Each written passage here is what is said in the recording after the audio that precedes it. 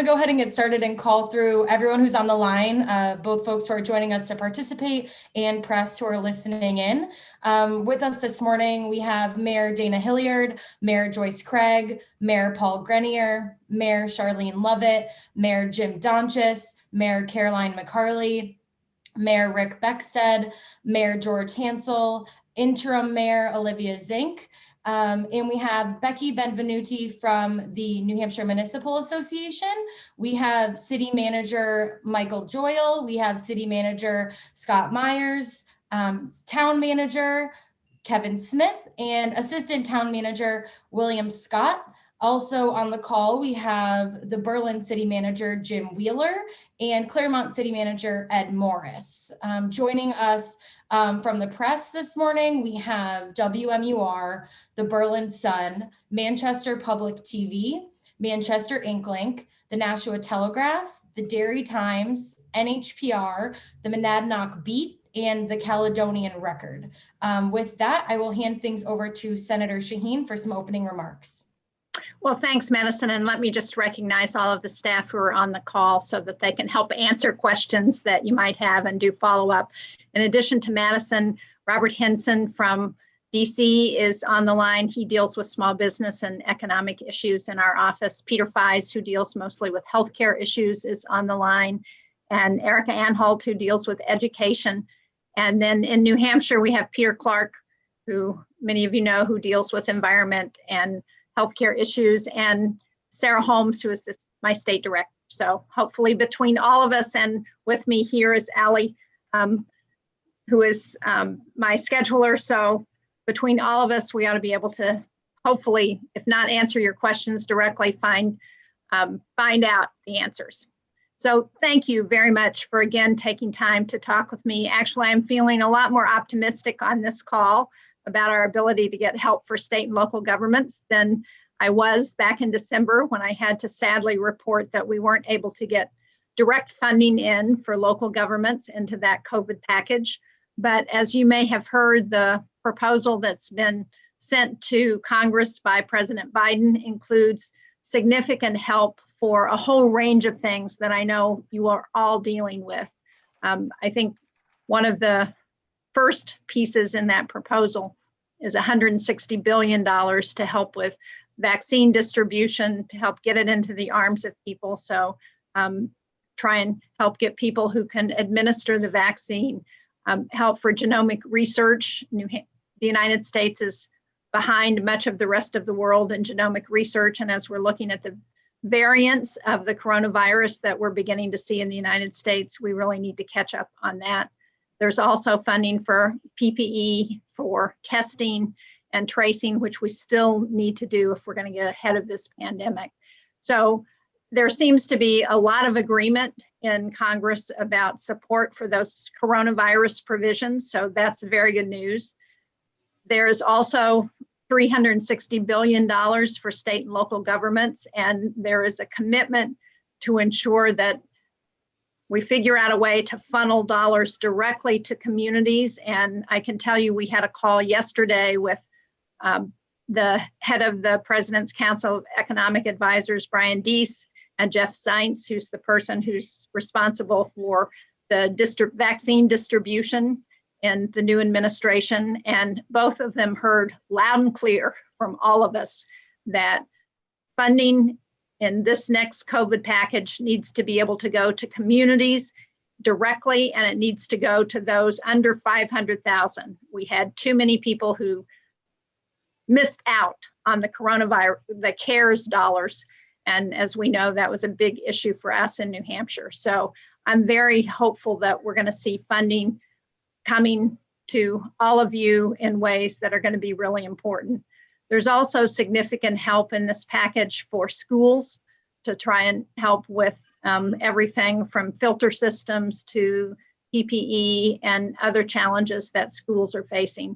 So I'm optimistic. It includes an extension of unemployment insurance through the end of September, and right now it includes pandemic payments in the range of $1,400 per individual, and those will go to households basically on the same same way that they were distributed in the past. And there is some concern about trying to better target those dollars, so it's not clear what will happen there. But the other piece of this that I think is important is the effort right now is to see if we can get bipartisan support to get this done, or to get significant pieces of this done. If not, what we've heard from leadership in the Congress and from the president is that reconciliation which is a way to get the package through without 60 votes, with 51 votes, that we will pursue that line if it looks like we're not going to be able to get bipartisan support. I'm still hopeful we can get people to work together on this and get it out as quickly as possible. But I think all of you would agree with me that the important thing is to get the targeted aid out to all of you who need it as quickly as possible.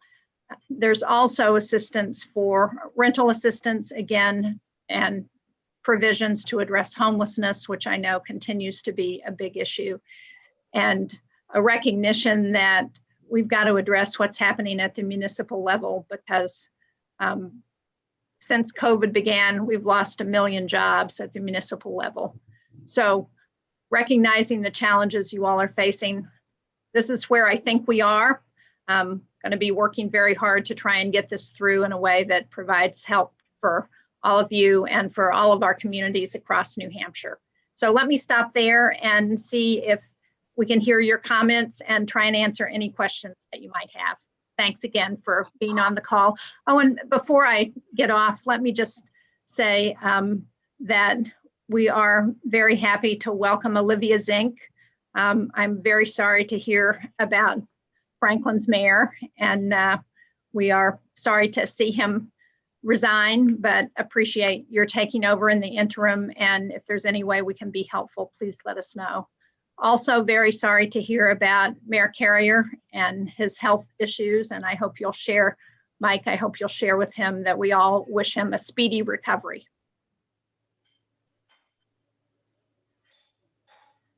Thank you, Senator. We will go ahead and get started calling through that roll call for remarks from folks. Just a few housekeeping items. If folks could stay muted when they're not speaking, that would be helpful in minimizing feedback. And if folks could keep their remarks to 2 to 3 minutes so we have a chance to hear from everyone on the call over the next 50 minutes or so, that would be great. We are going to get started with Mayor Dana Hilliard in Somersworth. Morning, everyone, and good morning, Senator. Great to see you. Morning. I think for the first time, I'll actually make that 2-minute that 2-minute time window, which I think everyone will be shocked by. You hit upon every point that I wanted to raise this morning, specifically with the education funding, which is going to be so important at continuing to aid schools where their budgets were really hit on making sure that we had PPE and everything else that we need as we continue to move deeper into phases and having students return. So the package that you touched upon in the areas, including targeted aid, despite that, you know, what was said last week by a couple officials within the state of New Hampshire, the local towns and cities do want the money. And we want it directly because we need it, as we are already all starting our budget season. I know Somersworth has already have the train come out of the station as far as planning for our next budget, and we are working on that now. So knowing how we can fill in those holes is going to be so important. And I'm glad you touched upon homelessness, because as you know, the Tri-City mayors have been working diligently with what we've created for the Tri-City network. You know, we have heard from all of the nonprofits and the agencies over the years since we formed the homeless task force. If we only had a building, finally we have a building in Somersworth as a warming center, and we're still getting the kinks with that out, as you are fully aware, and dusting it off to make sure that it's running efficiently. But as we plan for the future, funding is going to be imperative for us to be able to, especially on days and nights like it is this weekend, making sure that those people that are experiencing homelessness for a variety of reasons are not only being able to stay alive, but then have the network of services that we're able to house in there to help move them forward. So thank you for those efforts. That package that you are fighting for diligently in Washington is going to help address a lot of these concerns. Good. Thank you, Mayor Hilliard. Next, we have Mayor Joyce Craig in Manchester. Well, thank you. And thank you, Senator, for all you're doing. And it's great to hear that you're so optimistic this morning. I also want to take a minute and thank your staff who have been fantastic in terms of keeping our city up to date on what's happening and then responsive to our questions. Like Mayor Hilliard mentioned, we are focused on the same general buckets. We are in the midst of putting forward our fiscal year 22 budget. In fact, I have to present my budget most likely in the beginning of March. And so, now what we're facing in our city is a significant decrease in revenues as a result of COVID, in addition to significant downshifting from the state when it comes to retirement.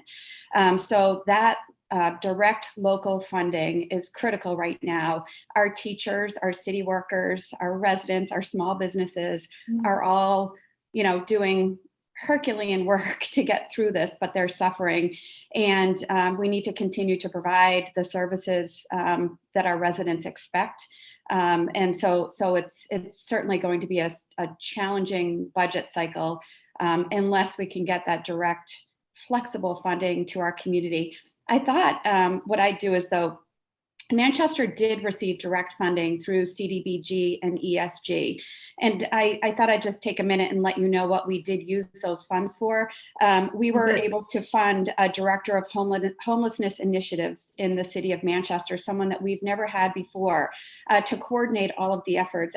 As Mayor Hilliard mentioned, as every mayor on this call knows, we have seen an increase in homelessness statewide of 21%, and we're all dealing with this. So it's critical, we felt, to have someone in the city of Manchester coordinate efforts to ensure everyone is doing everything that they can from a federal, state, and local perspective.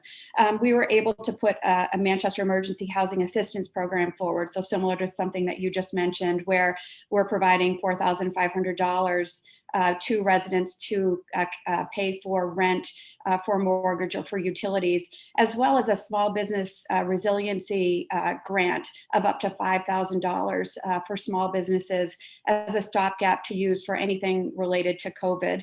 And I just need to stress the impact that COVID has had on homelessness statewide and in the city of Manchester. It's just exacerbated the situation.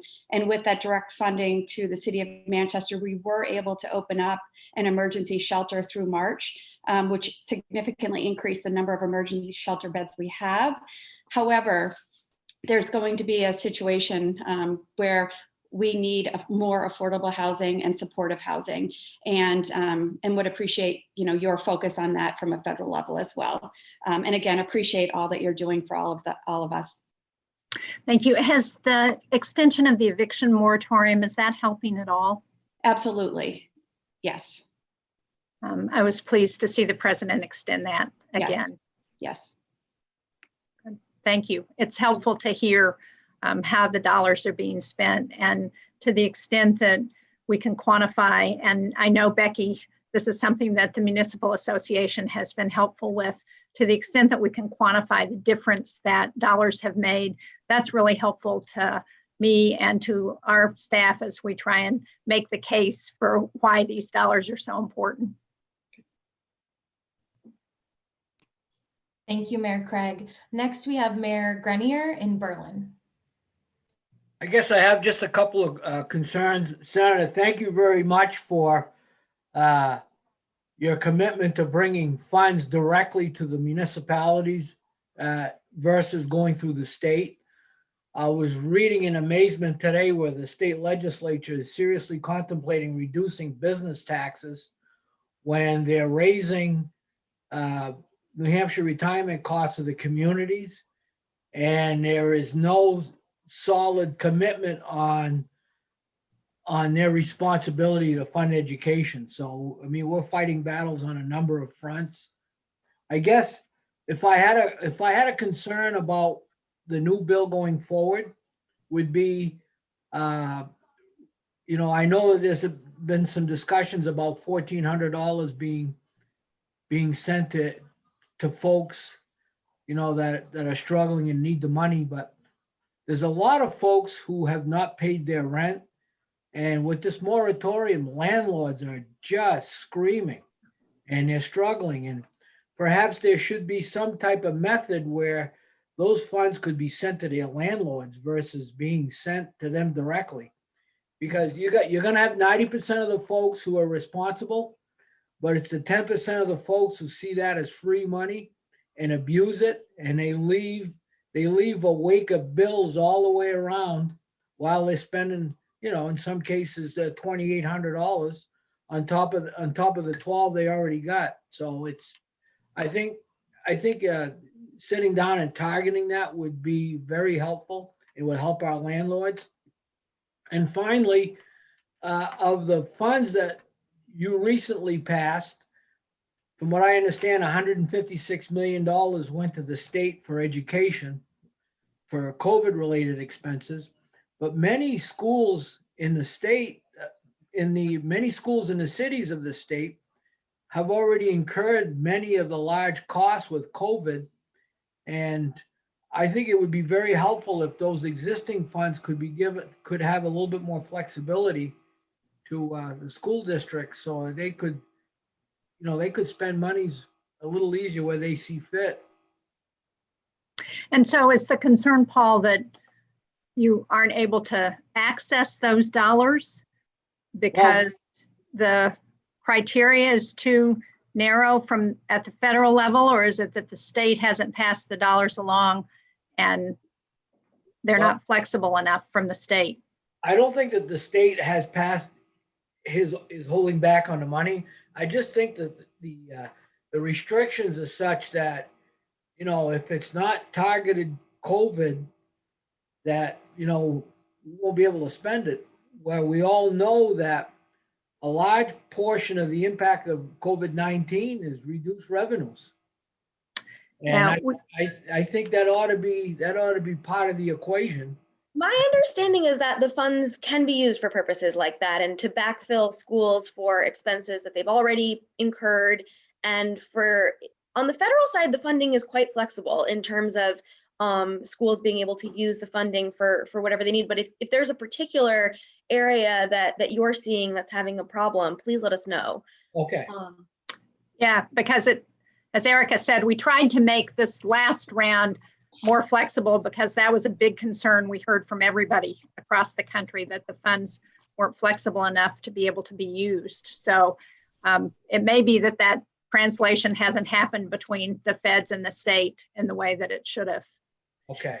And speaking to the landlords, again, it's something that we heard going into that December COVID package, concern about the landlords actually not getting the rent, even though tenants might be getting assistance. And I don't know, Robert, I don't know if you can speak to that really quickly, or maybe you could get back to Mayor Grenier and let him know. So it wasn't clear to me, Mayor Grenier, whether you were referring to the stimulus payments that were made in the form of tax credits, or whether you were referring to the rental assistance. In the most recent package, the rental assistance is actually structured in such a way that a landlord, if they get the consent of their tenants, can apply directly for those funds and then apply those funds to the tenant's rental bill on an automatic basis. So that it's possible, again, with the consent of the tenant, for those funds to flow directly to the landlord, and so that they keep their tenants current on their rent. So that was one change that we made in the most recent package, and I assume that will be the same for any further rental assistance, that it will be possible for landlords to receive that directly, again, if they work out the arrangement with their tenant, so they can just apply that directly to the rent that the tenant owes. So if you hear from landlords, Paul, that have questions, feel free to refer them to our office and we can help direct them on how to deal with that.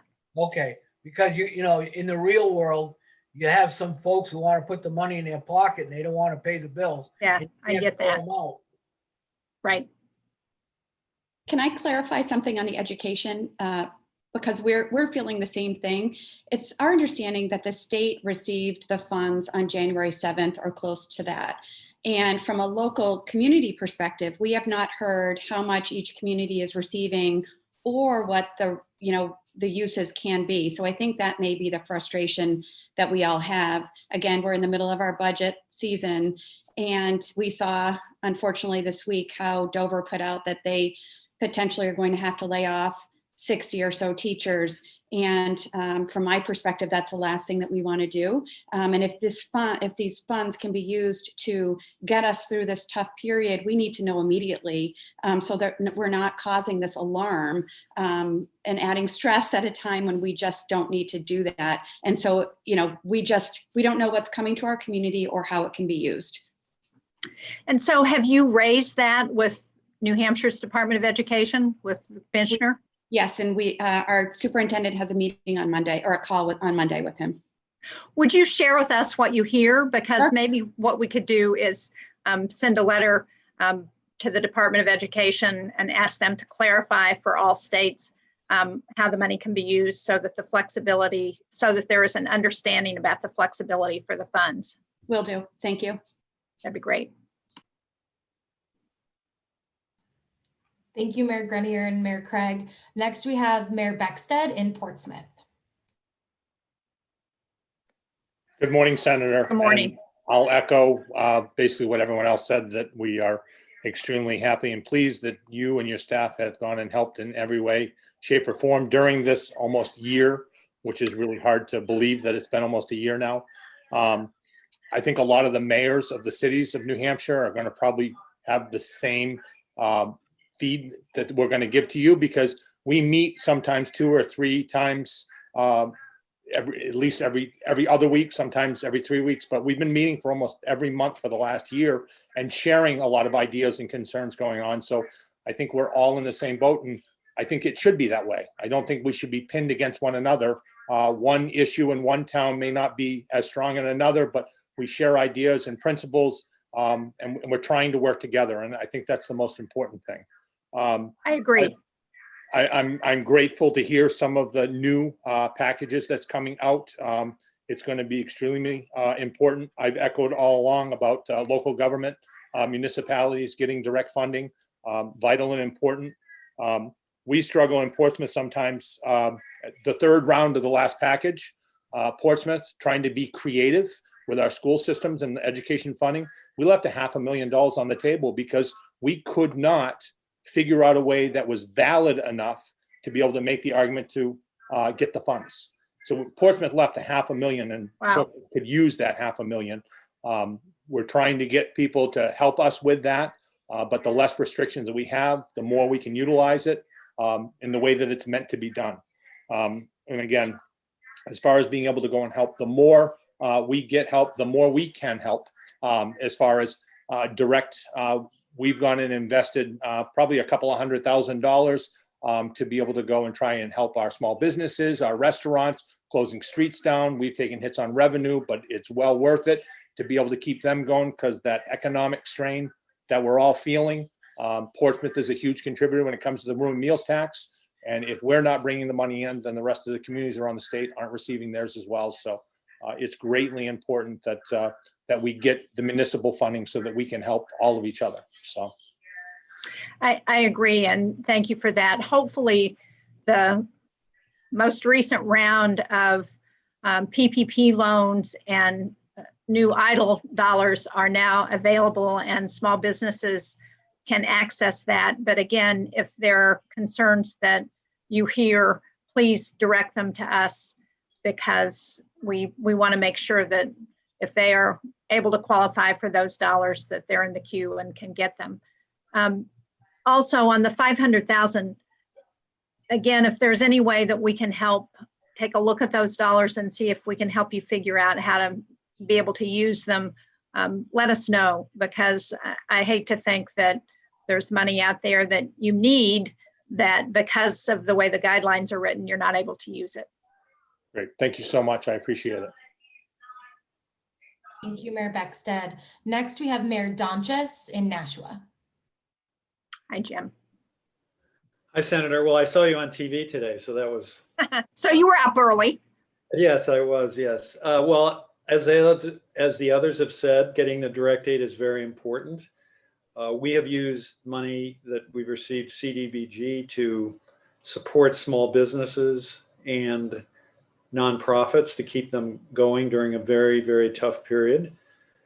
And I thank you for all of your efforts in that direction. And really agree with everything that's been said so far about schools and the need to get clarity from the state. I did want to raise another issue, which I don't know if this is something that could be addressed at the federal level or not. One, we all want to keep the community as safe as possible, and we also want to get the schools open as quickly as we can.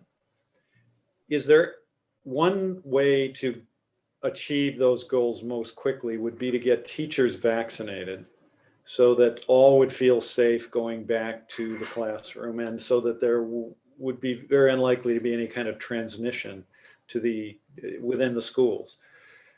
Is there any way the federal government could prioritize, because they are not being prioritized at the state level, teachers? Right.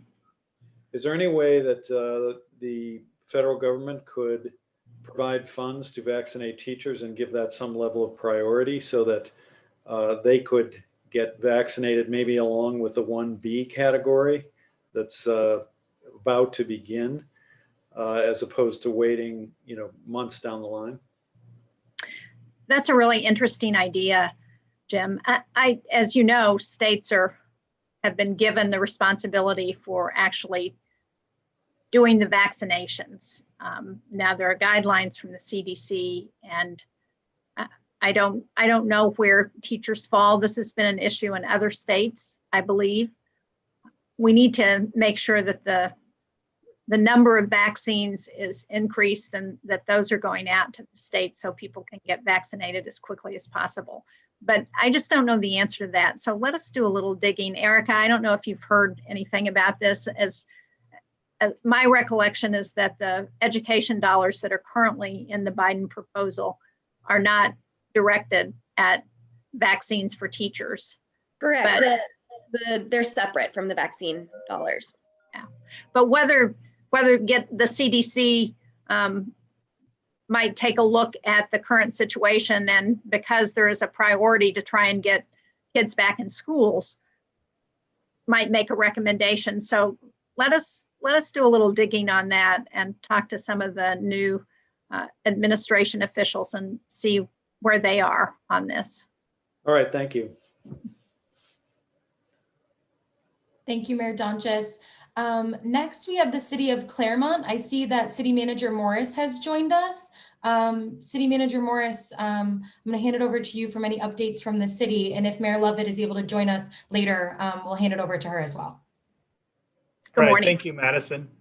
Yes, Mayor Lovett had something come up and she was not able to make this meeting today. So she asked me to speak on behalf of the City of Claremont. Great. I'd like to start again to reiterate to thank you for all your efforts for supporting the New Hampshire communities and trying to help us through this, and your staff for answering our questions and getting answers back in a timely manner. So I thank you all for that.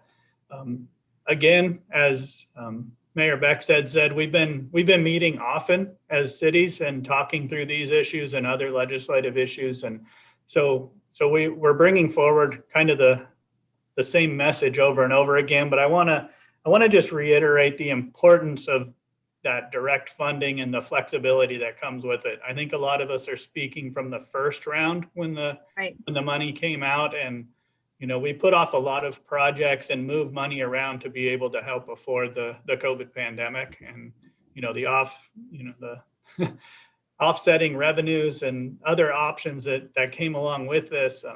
As you said, we've shut down streets and we've moved some things around that affect municipal revenues in an effort to help small businesses, and not being able to use that money in ways to maybe do a project we put aside to pay for some equipment or some COVID needs would be nice. So we're looking forward to the second round. Hopefully it has the flexibility we need, and we'll continue to communicate with you to let you know if it has enough flexibility or not. But that direct funding is extremely important.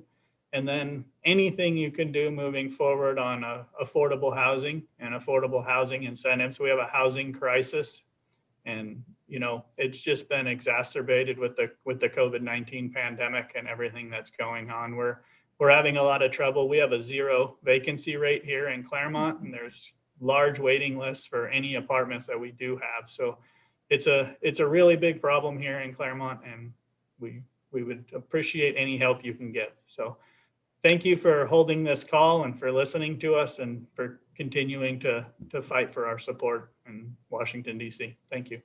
Well, thanks very much. And I know that that's a big issue for everybody, housing. And so again, there's additional funding in this package, but as we know, this is a real long-term problem and we got to think about it, not just from the emergency perspective, but how we can incentivize more affordable housing long-term. If I may, Senator, one thing I would note in the most recent package that, again, not in the immediate near term, but over the longer term should be helpful is some permanent enhancements to the low-income housing tax credit, which again will help incentivize developers and nonprofits to actually produce more housing to begin with, which is a big problem, just lack of supply. So it's not an immediate solution, but I'm pretty confident that over the longer term, that will help spur development of new housing units. Great, thanks, Robert. Thank you, City Manager Morris. Next, we have Mayor Hansel in Keene. Hi, good morning, Senator. Morning. Thanks for holding this. I would just put a finer point on a couple things that have been said. In regards to the housing, what we're facing here in Keene is tremendous pressure to add emergency shelter beds for obvious reasons. There's more of a need out there, but what's happening, as we recently found out from the point in time homelessness study across the state, is we have more people experiencing homelessness, more people that are requiring that emergency shelter, but there's no throughput. Like, they're not getting into permanent housing because the permanent housing doesn't exist. And so that's really concerning. We obviously need to create shelter for people. We're not going to leave anyone out in the cold, but long term, are we going to create all this emergency shelter capacity? That's not really solving the problem. And so one thing I would do, we have some very successful housing authorities across the state and community action agencies, Keene Housing and Southwestern Community Services being the ones I'm most familiar with. But I would get them in a room and say, where can we put some funding for you to create some housing? How is that going to work? Because they're successfully doing it. There may be some choke points on funding that are preventing them from maximizing their ability to build new housing. Additionally, the Affordable Housing Fund, I think, is a real opportunity for communities to be creative when it comes to housing, but it's really underfunded. The state's looking at putting, I think, $10 million into it instead of $5 million, but that's not a whole lot of money for the entire state of New Hampshire. So anything that could support that. And then secondly, I would just hit on the CDBG funds. Some of our cities are not large enough in population to qualify for a certain amount and be guaranteed those funds. So the rest of us are all competing. It would be great if anyone who could come up with a viable CDBG application would be guaranteed those funds. There would be enough money in there so that we're not fighting each other for those dollars. Locally, we've had a nonprofit that received some CDBG funds, the Hannah Grimes Center, and they've created a small business grant program similar to, I think, what Manchester has done, similar to what Nashua has done. And so we've been able to access some of that funding, but like I said, we're competing with other communities. I don't want to take that away from another community that could use those funds creatively. So I just would stress the importance of those CDBG funds. But thank you very much. Good, thank you. Well, maybe it's time to revisit the formula for how those are distributed too. Thank you, Mayor Hansel. Next, we have Becky Benvenuti from the Municipal Association.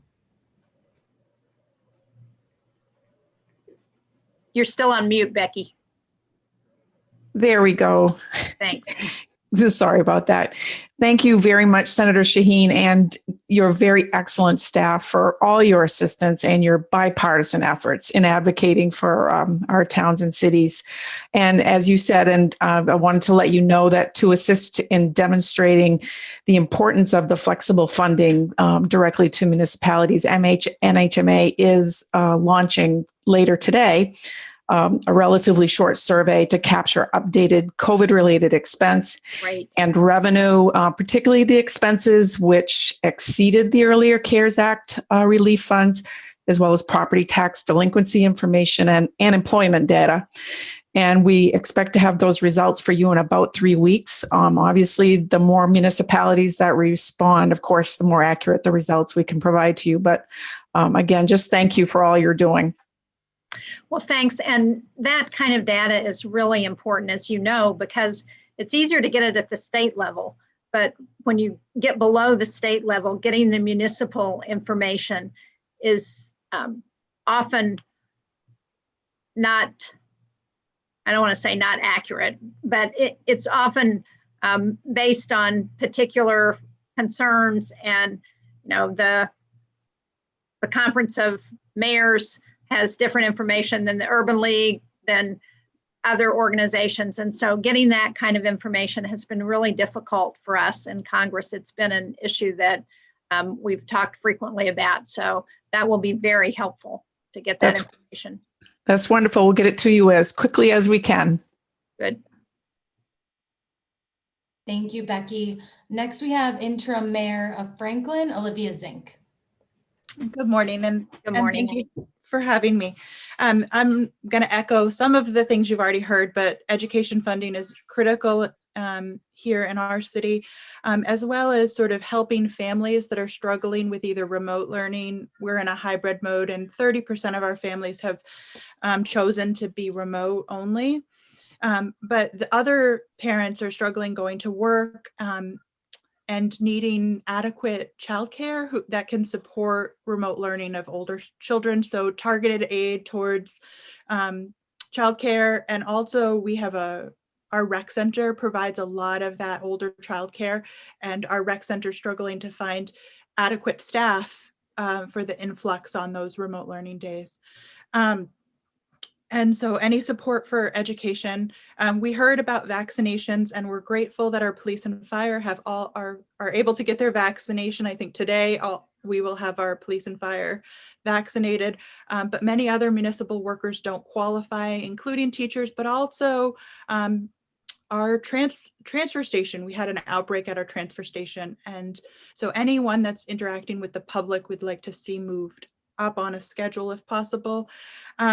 From a small business perspective, we heard from Franklin Savings Bank that they had to rewrite some of those loans. So any guidance that the Small Business Association can give to make sure people are getting through the complexity of the small business loans, and also some of the small businesses that got the grants in the first round are sort of looking to know if they're getting forgiveness, and I feel like that information could be streamlined a little bit, as well as our there's a strain on the hospitality industry and community arts. We have a great opera house in the city of Franklin that's been reduced with capacity, but also programming, and so any way we can support the downtown would be great. And also, our hospital here in Franklin is just struggling to meet the needs. Sometimes they're getting reimbursed from the federal government much later than they need to. So they're just really figuring out how to support our community hospitals, and also making sure that we have adequate community mental health. Many residents are in need. They're socially isolated. Our elderly is socially isolated, and making sure that we're prioritizing the mental health needs and making sure that we're able to address that, as well as you heard about economic development and other issues. And so I will echo many of the other concerns. Well, thanks very much. And we hear about concerns about forgiveness on the PPP loans pretty regularly from people. There's still confusion around that. I had the opportunity to interview the nominee for the new SBA administrator this week, and it's one of the issues that came up on our conversation. And I pressed her to help get some more clarity so that small businesses know what's going on there. But we probably won't have that for a little while, I would guess. And Robert, you may want to speak to that a little more. But I also want to ask Peter to talk about what's going on with funding for hospitals, because I know that's a concern in almost every community. And the formula that we thought we were working on got changed by the CDC. So Peter Feist, do you want to talk about that a little bit so people understand what's going on there? Sure. So, Senator, I think a priority of you and of a number of the members of the group that put together the bipartisan package was providing more funding for vaccine administration and for testing. What we were able to put together in that package was over $8 billion for testing, and then another $22 billion $8.5 billion for vaccine, and another $22 billion for testing. If those dollars had been allocated in the way that previous rounds of dollars had been allocated through the public health emergency preparedness formula, we would have expected New Hampshire to get $36 million for vaccine administration, which is almost the entirety of what the state would need for the year, and $183 million for testing. And I should say that those testing dollars are very flexible and can be used for any manner of COVID mitigation. So they could actually help support hospitals, doctors' offices that need additional resources to keep their doors open. Those dollars are pretty flexible.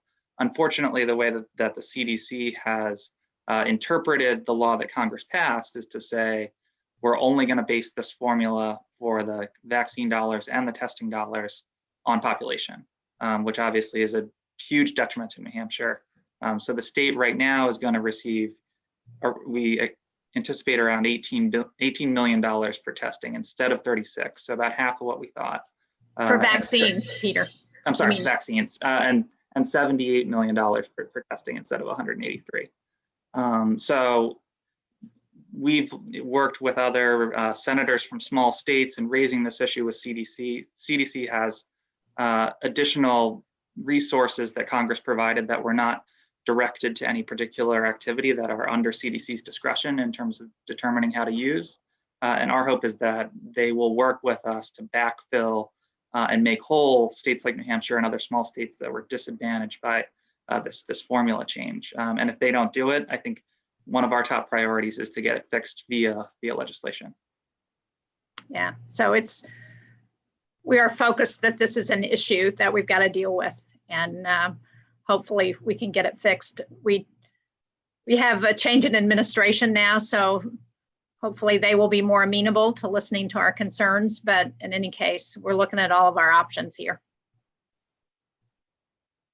So thank you. You should also be aware in the second round of the small business provisions, there is an allocation to help entertainment venues, and places like the Franklin Opera House might be able to qualify for those dollars. So if they haven't looked at that, let them know they should talk to Michelle Cota in our New Hampshire office, that she can help see if they could qualify. I'll just say, Senator, unfortunately, SBA has not yet put out guidance around how those. Okay. But so I guarantee you I wake up every morning and check that page and reload it to see if and when they actually put the guidance up. So hopefully that will be forthcoming soon. And I think, the Franklin Opera House would be a perfect candidate for those types of funds. Yeah. I mean, one of the frustrations that I know we share with all of you is that not only are we dealing with this crisis, but now we're also dealing with a new administration, and the transition is taking some time. And so some of these questions are going to take a little while to get answered. But again, the more we know about the challenges that you're facing, the better we can help push on particular agencies and our contacts within those agencies to try and get answers and to try and address them. Thank you. Next, we have City Manager Joyle from Dover.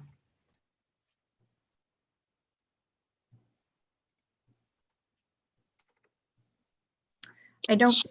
I'm trying to get my mute button.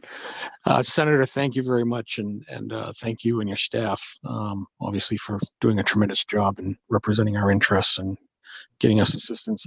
I also want to thank you for your thoughts for Mayor Carrier. He's doing very well. In fact, he's back to work, and he had a conflict and couldn't be here. So I will certainly pass on those thoughts to him. I'm sure you appreciate it. Tell him to take it easy.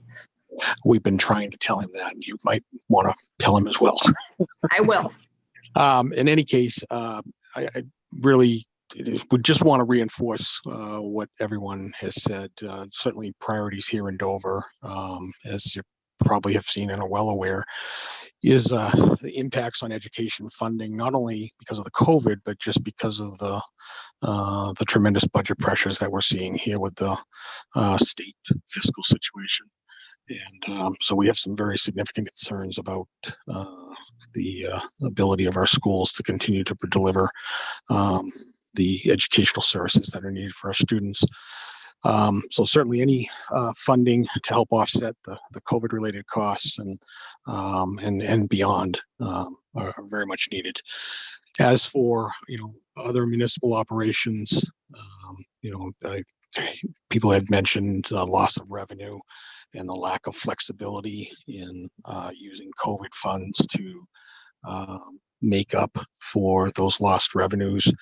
We have venues, public recreation facilities, an arena that all had tremendous losses in revenue, but the municipality is still responsible for the overhead for those facilities. So we're basically robbing Peter to support Paul in our municipal budgets. And when we do not have the ability to, and did not have the ability to use funds to cover those costs, that's created some budget difficulties for us.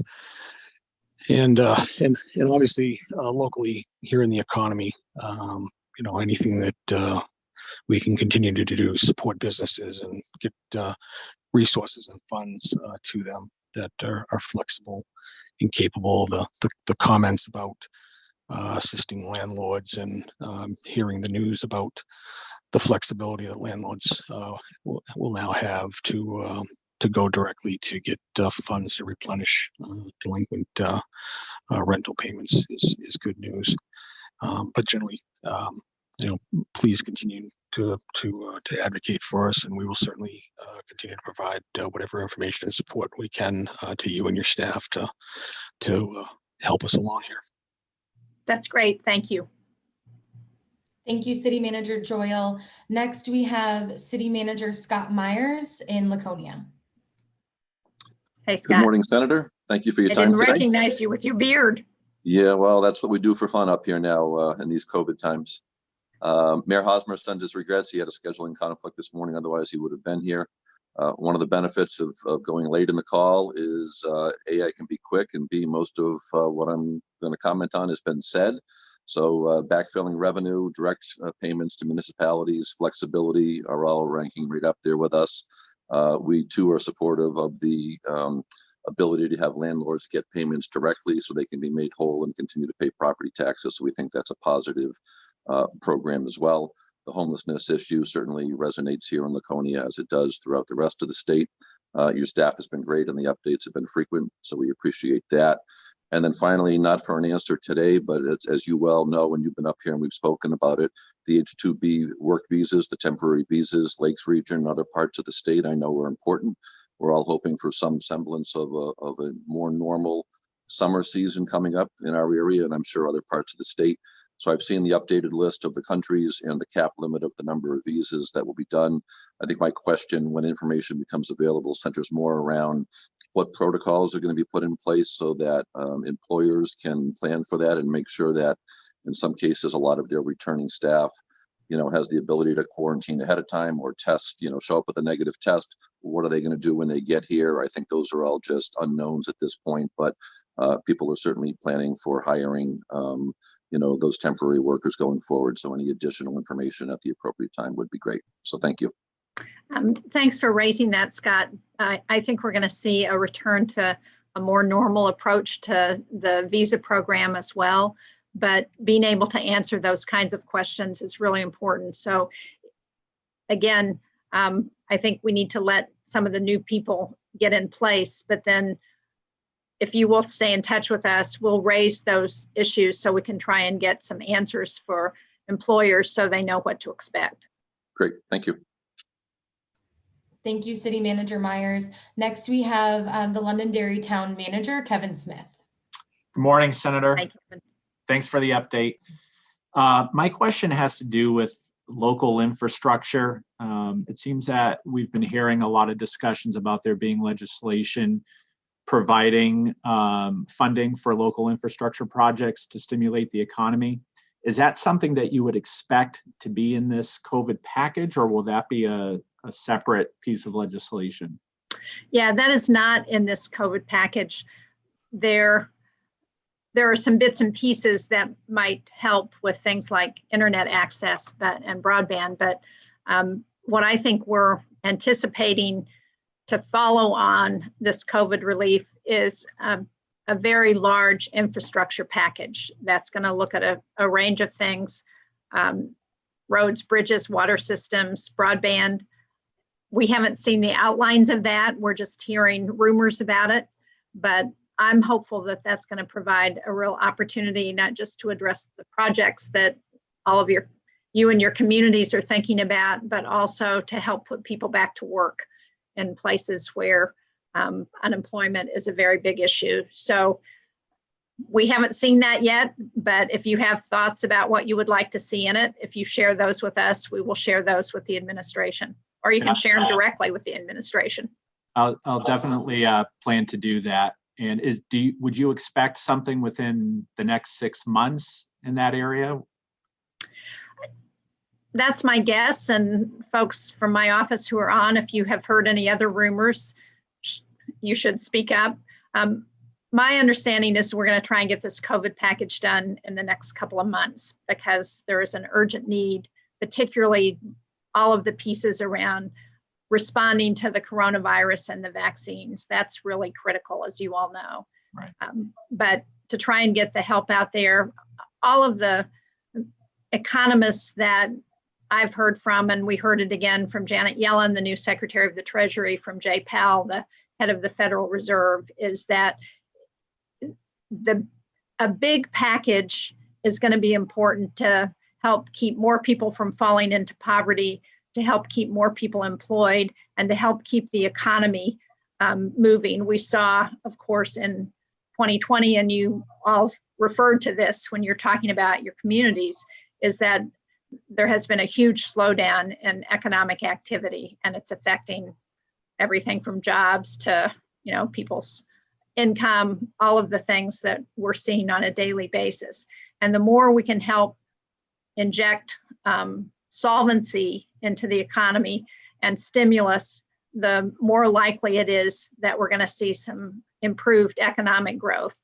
We've seen some projections that with the COVID package in December, with estimates around what will be approved with this new COVID package, that we could see the economy pick up and really start to grow and do much better than we thought. But that assumes that we're making these investments. And there's been a fair amount of news lately about the fact that in 2009, after the financial meltdown, that we didn't invest enough in ways that would help jobs get back to normal, businesses do better, and the economy get going. And because of that, it took us a lot longer to recover from that slowdown. So I'm hopeful that we're going to see these investments and we're going to see things begin to pick up. And number one, again, on that list is responding to the coronavirus. We have got to get people vaccinated as we're looking at the variants that we're seeing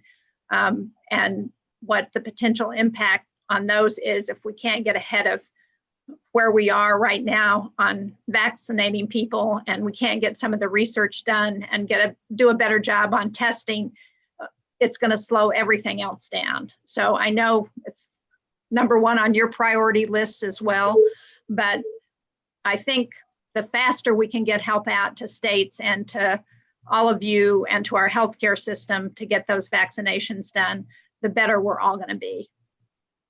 Thank you. Thank you, Next, we have Assistant Manager William Scott in Salem. And just a quick reminder, if folks can mute their line when they're not speaking so we don't have that echo. Thanks so much. Thank you, Senator, and staff. Town Manager Dillon was unable to make it, and regrets he cannot attend, but wants to thank everybody. One of the things that we're looking at is there's going to be some lag time for restarting the economy. So we're trying to look at this as a long view. I think it was mentioned earlier about how the ARA funds were great at the time, but we need sort of a long view to be able to bring the economy back, but also restart at the same time. In that regard, loan pools are a good way to recycle capital through the economy. So a focus on loan pools, a focus on small business, sort of matching local bank money with federal money. I mean, the interest rates near zero anyway, so why not offer part federal money in loan pools? I know there are programs out there now, but continuing that, expanding that means the money recycles back to the economy to give us a longer view.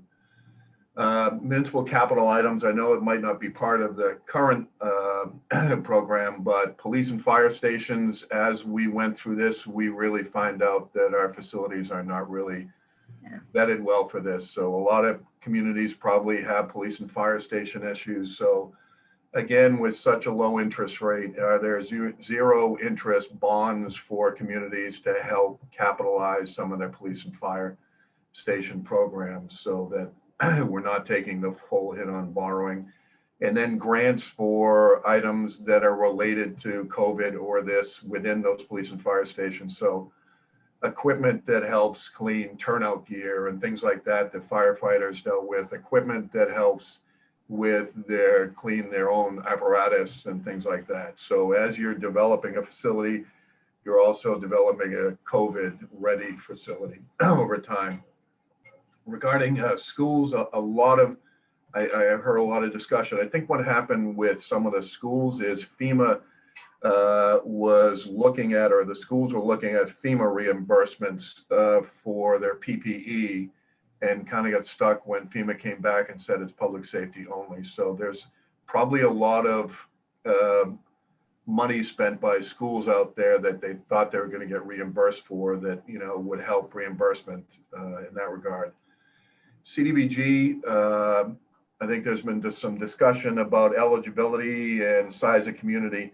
I think as we look at workforce housing, we have a considerable amount of people coming up over the state line and coming into Salem to work because there are affordable housing opportunities over the state line. But if we try to qualify for CDBG money to build affordable housing, we don't as much as other communities would. So focusing, if we're going to look at it as workforce housing, if you have a considerable economy with retail and other sort of industry sectors that require affordable housing, then maybe rate the housing need based on the fact that you want to supply that housing adjacent to or within the same community. We'd love to do more affordable housing, but because of our income levels and things like that, we don't qualify. But at the same time, it's probably best to, if you're going to treat it as workforce housing, put it near the actual, destination for the workforce. Our CARES Act, when we used it, we put 50% of it into labor through what was called substantially dedicated. That was very effective. You can draw down from the CARES Act that we were given public safety costs under a substantially dedicated category, and the other 50% was mitigation for public buildings to stay open.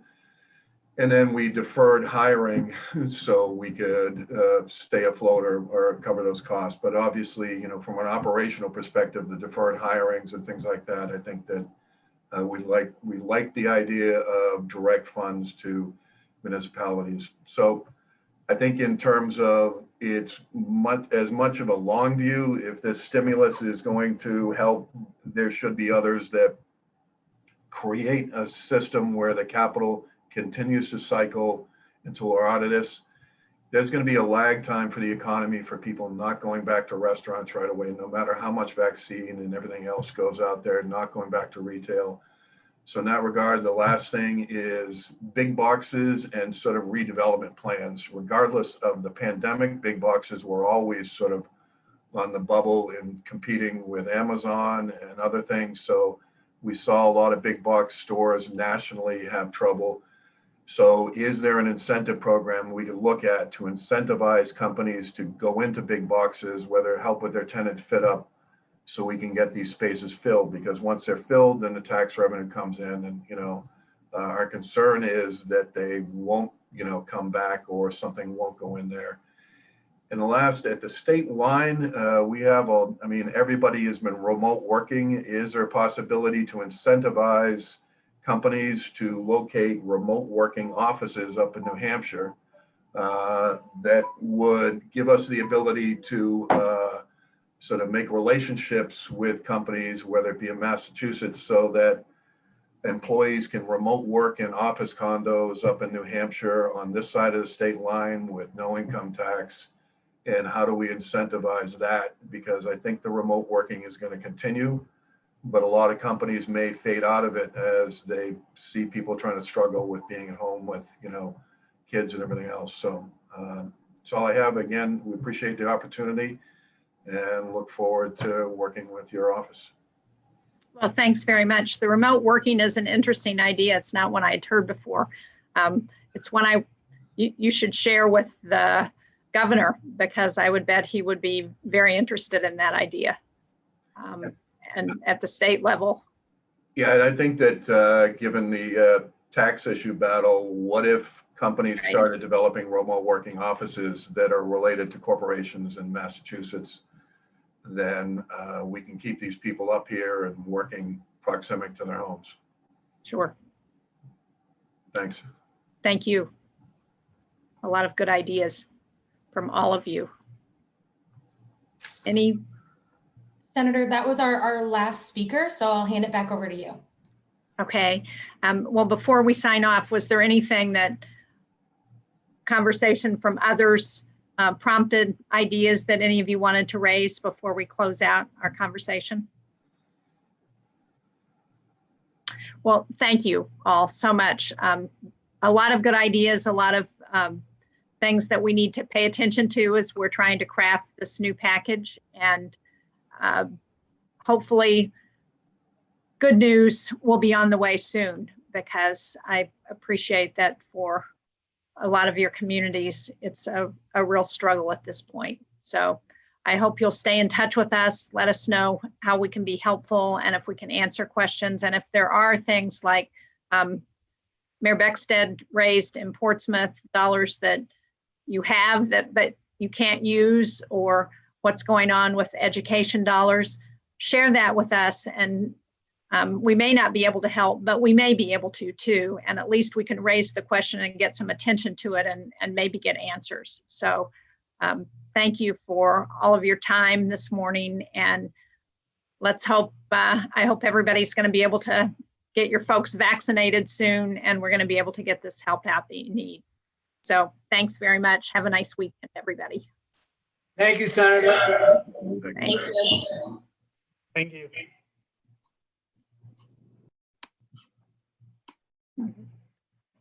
Yeah.